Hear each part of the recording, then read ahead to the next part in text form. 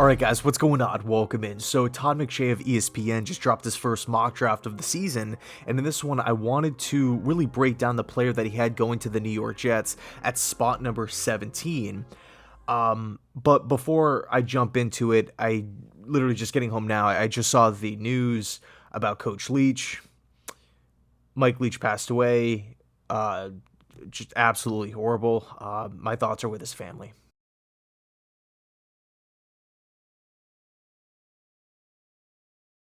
So at spot number 17, Todd McShay had the Jets going with guard from Florida, O'Cyrus Torrence. Coming in at 6'5", 347 pounds, O'Cyrus is actually a transfer from Louisiana, where, he just dominated. He was first team All-Sun Belt in 2021, second team All-Sun Belt in 2020.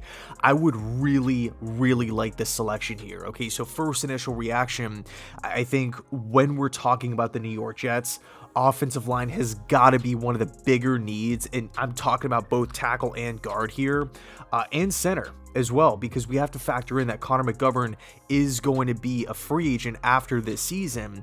So overall, when we're taking a look at this unit as a whole, there's a lot of question marks. What's going on with Mekhi Becton? Short-term, long-term injury, future plans, left side, right side. What is going on with Mekhi Becton? Will George Fant be brought back to the team? When AVT comes back next season from his triceps injury, is the plan to continue to play him at tackle or to kick him back inside to guard?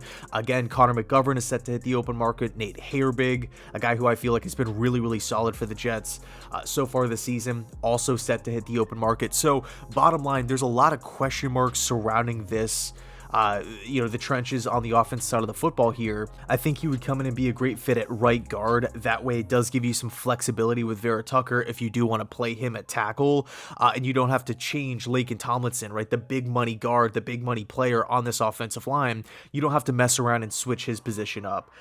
We look at Torrence. He's absolutely massive. He has a 7-foot wingspan. He's fantastic in the running game. He's played on the left side of the offensive line, the right side of the offensive line. He's a veteran. He started a bunch of games and has had consistent production throughout the years with multiple teams and multiple conferences. One thing that's super interesting here, like a cool little Jets connection, who was his college coach? Billy Napier. Why did he go to Florida? Because he followed Billy Napier from Louisiana. And if we take a look at that Louisiana O-line back last year, Max Mitchell was there. Not only would he be just a familiar face, but we look at Max Mitchell as a player, he's been a real pleasant surprise for the Jets. Of course, I know he's hurt now, but as a mid-round rookie to step in and do spot starts here and there at the right tackle spot for the Jets, when the big statement surrounding Mitchell was, hey, he's more of a long-term selection here. This is a guy who in year 2, year 3, year 4 could be really good, really special. But the Jets needed him this year, again, because of injuries. He looked solid. He looked really solid. So, a couple of the big traits surrounding Mitchell, a lot of starts, playing in that Louisiana offense, versatility, the ability to play on both sides of the offensive line. I think when we take a look at Torrence here, it's just cool. It's ironic how he brings over some of the same exact traits that Max Mitchell, brought to this Jets organization that really benefited him. Overall, I do really like this pick. I think it's a nice, safe selection for the Jets because A, he would come in and fit a need. B, he would provide depth. C, he's a seasoned veteran when it comes to college players and has that versatility. And then we also take a look at his production in the running game, which has been flat out amazing, and then also in pass protection, also really good.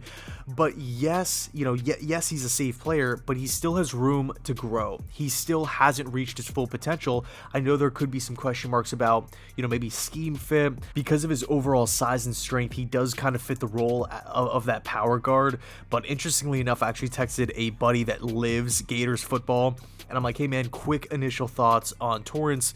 He said, big, strong, reliable, wish we had him longer and didn't get penalized. And then funny enough, I actually looked it up, and Torrence did not get penalized one time this season in just under 700 snaps. So let me know your thoughts down below in the comment section. Would you like the Jets to address offensive line, whether it be through free agency or the draft here? I think the cool thing with this Jets squad, there's not that many injury positions of need. You know, in years past, I felt like there's like 5, 6, 7 positions that the Jets have got to fill, but this year, not so many, right? Not so many. So let me know your thoughts. Thanks so much for watching, and as always, go Jets.